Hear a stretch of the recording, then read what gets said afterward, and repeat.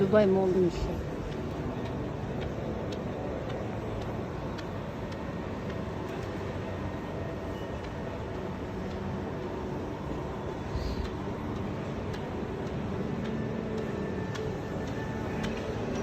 Ne жерде не бар екен?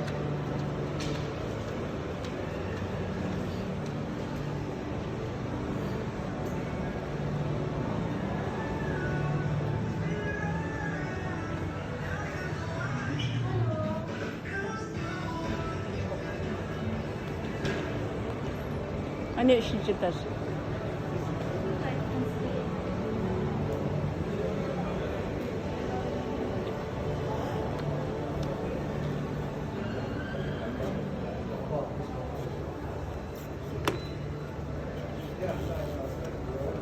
Seksen dokuz dirham. 89 dirham.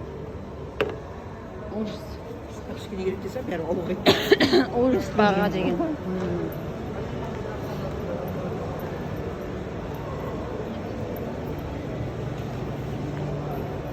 Кірсең шыға алмай қаласың да.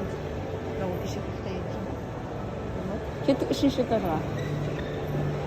Обратно пойти, по-моему, да? Адасып қайда баратынын білмей жылап отыр ма? Адасып қайда баратынын білмей отыр ма?